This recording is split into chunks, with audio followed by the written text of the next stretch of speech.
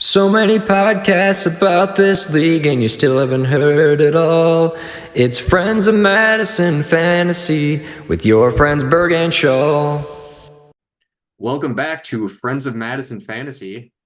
First episode we've had in a while. Schaal, how are you doing? I'm doing great, Berg. How are you? Good. It's good to be back, friend. It's the first episode we've had since you became the commissioner, so it's a very exciting evening for us. Yeah, it feels good to be commissioner. I'm excited. I think the league needed it. There was a little bit of a stalemate going on, I believe, with the old commissioner in the league. So I'm happy to step in, especially with Dan moving off to England. I don't know how active he'll be. I hope he continues to be active, but I'm ready to step in and be a great commissioner. Well, we're glad to have you as our commissioner. And like you said, the league did need it, just like the league needed a podcast. That was the mission of this podcast when we started it 2 years ago, was to fill in when the league needs us most. And other podcasts haven't been recording. They haven't been doing anything. I don't know what's going on over there, but no new episodes have been released for a while since I took initiative to help them out the one time. So that's what we're here for. We are here when you need us most. It's kind of disappointing, especially with the old commissioner, relieved of his duties. I thought he'd have more time to, step up, get the podcast back together, but not really sure what the trio's up to. Um, but that's why we're here, Berg. Yep, when they need us most. Yep. Well, Commissioner, it's time for the State of the Union. It's your floor. Go ahead.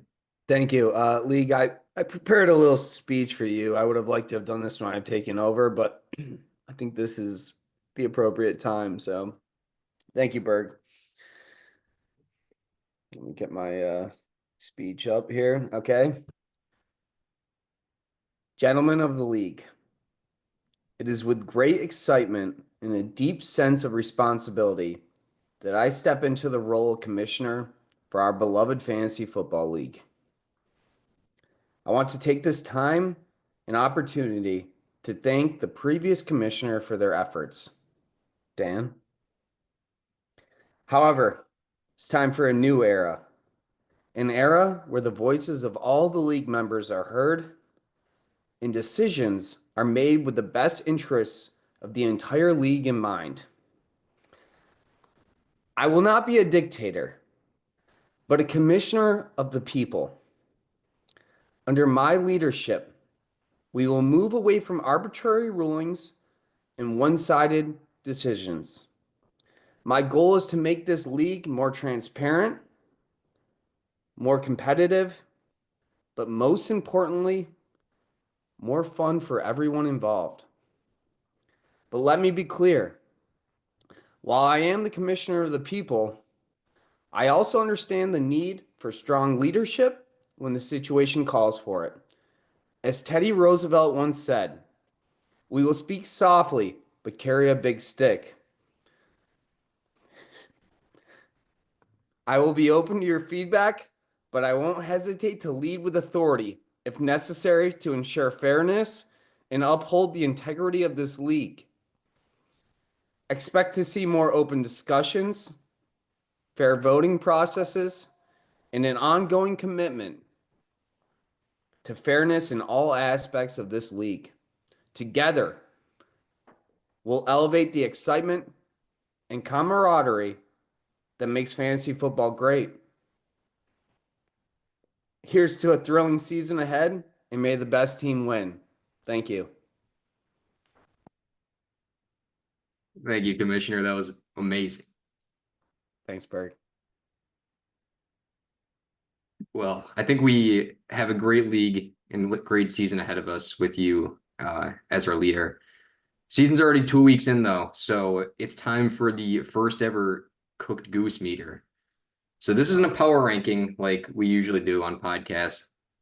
The cooked goose meter says how close is it to your season being over, and it's pretty early on, so most people aren't going to be too cooked yet, but some people are already getting there.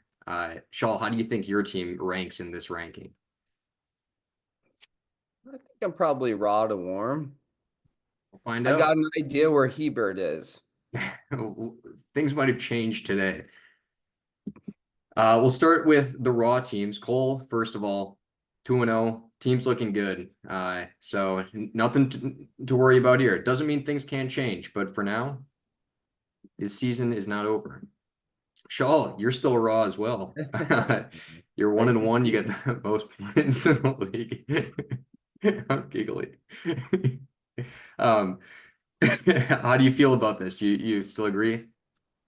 I agree. I think a lot of people are down on me after my draft pick, especially since I didn't start researching until the car ride to the draft from my cousin's wedding. Um, when I had my girlfriend play some podcasts on the radio, but I'm feeling good. I think sometimes it's better to be lucky than good, as Matt Nick would say. Yeah. Whatever podcast you listen to, send me the link because it worked out. And Brian Thomas Jr. would be a great addition to your team as well. I almost had him if it wasn't for Nick, but Yeah, it happens. yep. Toy, his goose is not cooked yet either. It is still raw. Um, he's got Kamara, who has been a huge help this year. Him and Bijan, probably the best running back combo in the league at the moment. So far from cooked of that goose.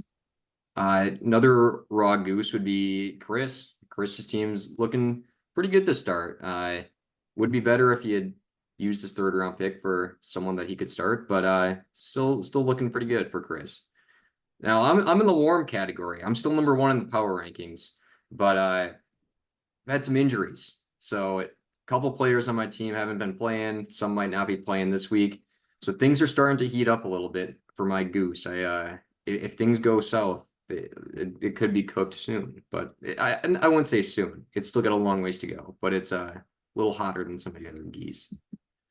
Uh, Peter, his team also has done well so far, but Cooper Kupp's hurt.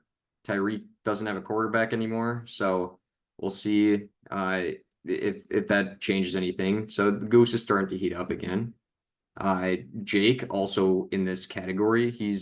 I will say I've been getting a lot of heat for having 2 49ers receivers all year.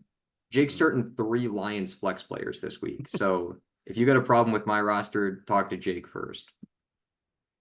Hebert, we've all seen his roster, and you might think that goose is cooked, but he is 2-0. So I don't know. He's had the easiest schedule in the league so far. He's played Milk and Dan, without question, the 2 worst teams besides Hebert's. So the roster is looking like a cooked goose, but the record is not. Moving up to the hot. These teams might have to start worrying a little bit. We got Nick, first of all, bad manager. We've seen that 3 years in a row now, 4 years at this point, after his bad draft and start. Got a lucky pickup of Jordan Mason's the only thing that's really keeping him under Brian the radar. Johnson. What was that? He's got Brian Johnson too, Jr. Brian Thomas Jr. And Brian Thomas, yeah. Yeah, he's a good player. Yeah, Great player. yeah. Great pick, Nick. Yeah. Matt Nick, I questioned the AJ Brown pick on draft day. It looked great week 1, but now he's hurt. So that goose is starting to heat up a little bit. Then we go into Blazing.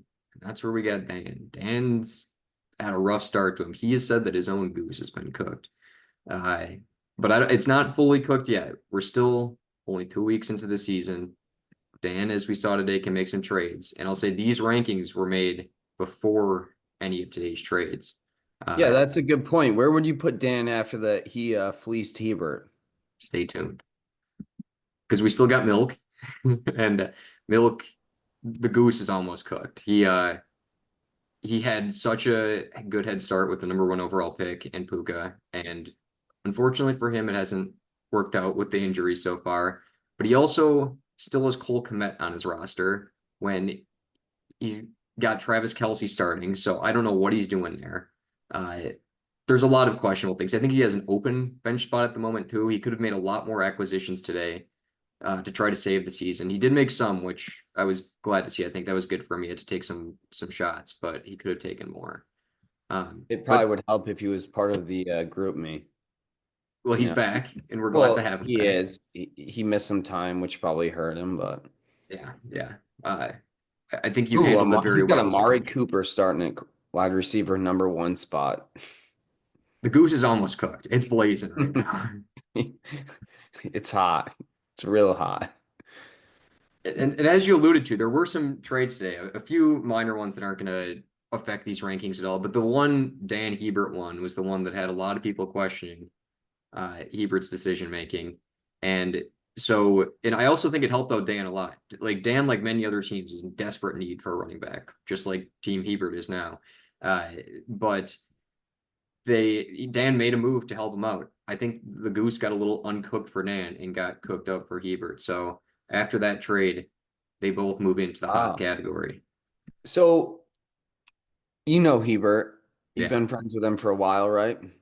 a little What do bit. you think Yeah. was going on in that head of his during this trade? I think he saw one player that he thought was better than another player and did not consider the situation of his need for running backs, Dan's need for running backs, and multiple other people's needs for running backs. Because I'm looking at his team right now, which Mhm. currently he has Brian Robinson Jr. in the RB1 spot, and then just no one in the RB2 spot. Hopefully that gets filled before Sunday. He's got Chuba Hubbard. He's got Chuba Hubbard and Deontay Johnson. Nope, that's wide receiver. Chase Brown. Yeah, So he traded away his RB2 for a bench wide receiver. yeah. But don't worry, he also gave up 10 fab in that deal. So that'll help him a lot going forward. It, interesting play. We'll see how that works out for him. I wish I had called Matt first before Dan could have, because I would have loved to have made a deal like that with him. Yeah. All right, that is the end of the Goose meter. I hope everyone enjoyed knowing how their goose was cooked. Schaal, any last thoughts on the thermometer here? No, I think you got it probably correct. I'd probably put you in the raw category. Appreciate it. I think I'm almost there. It just some of the injuries, a few more if it happens again. If people keep trading my opponent the one position that they need a couple days before the games, it makes it tough. I'm also worried. I'm also going to put Matt Nick in the raw category as well. Um, I don't want to give him any more ammunition. We- What did he say the other day in the group me? I don't remember. We we don't want to give him any bulletin board material because Got it. he might turn it up if we do. I'm not too worried about Matt Nick's managing. Okay. All right. Well, that was all I had prepared. Anything left for you, Commissioner? No, that's it. All right. Well, thank you for that wonderful State of the Union address. Thanks to all the listeners once again. We'll be available whenever we're needed again. Feel free to send out that bat signal when no podcast has been released for a month, and we'll be happy to fulfill our duties. Thanks, Berg. Thank you. Good night, everyone.